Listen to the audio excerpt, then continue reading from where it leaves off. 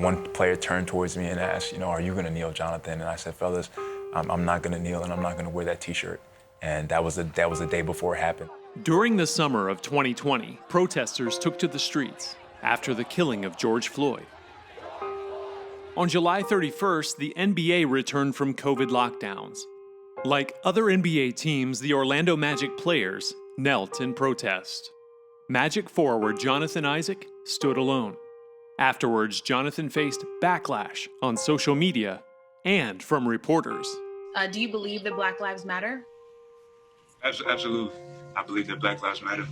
A lot went into my decision, and part of it is, first off, is my thought that, kneeling or wearing a Black Lives Matter t-shirt don't go hand in hand with supporting Black lives. Everything that plagues us as a society, I feel like the answer to it is the gospel.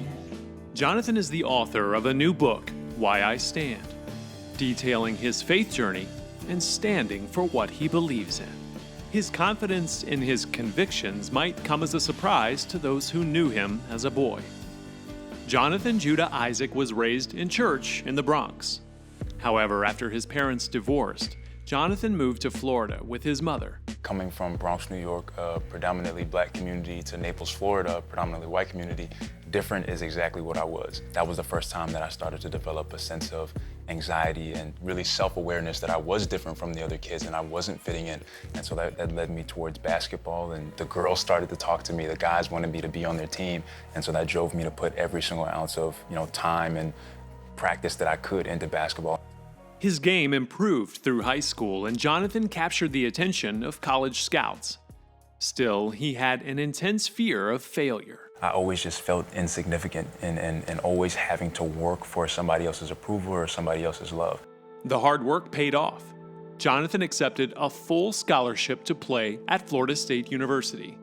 However, his anxiety followed him on campus. When you get to Florida State, by all accounts, you had a great season. But behind the scenes, sometimes you would barely even hold it together. Right.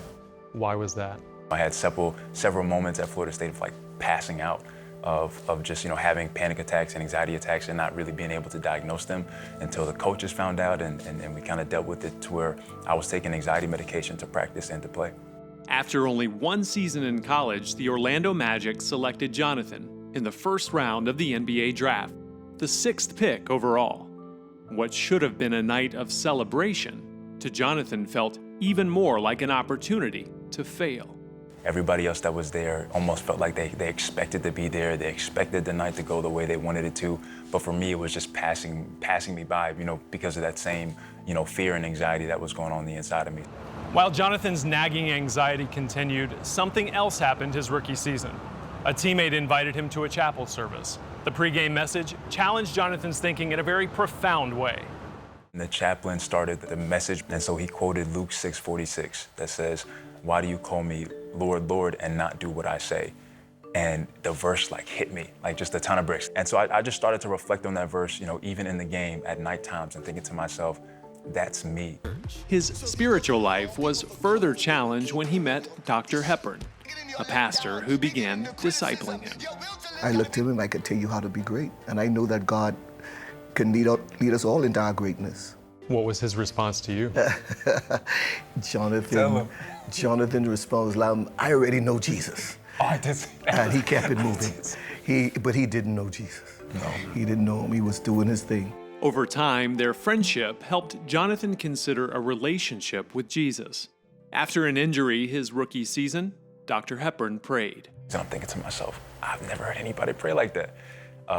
I get home that night, and I hadn't knelt down at the side of my bed since I had been in Orlando at all. But I knelt down and I was like, God cares about me. And that was something that was so big for me because I was so used to working for love, working for acceptance, working for attention, to where it was like, I know that I had nothing to do with all of these coincidences and circumstances, but somebody had to be looking out for me. Jonathan gave his heart to God. With the help of his mentor, Dr. Hepburn, he began growing in his faith. But the anxiety didn't go away after that. How are you better equipped to deal with it?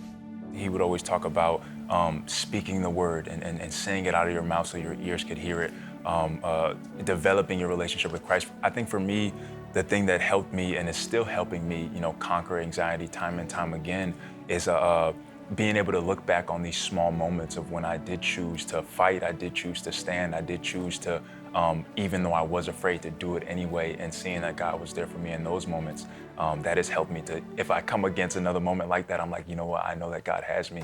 This season, Jonathan's goal is to stay healthy and take the Magic back to the playoffs. Even more than that, under the microscope of fans and media, Jonathan's focus is no longer on himself and his anxieties, but on others. I want to be an advocate for, the people who do struggle with anxiety and fear, and give them a blueprint that you can defeat it and you can combat it with the Word of God, with the love of God, and with having the right people around you. I think the biggest thing for me that I wanted people to see from the book is to get that, for me, it was a journey. I didn't come to having this, one courageous moment just because I developed that courage right then and there. It was a process, and to really just put Christ on display, that it's evidence that He really can transform your life because He's done that for me. I want my NBA career to just be a platform for Christ.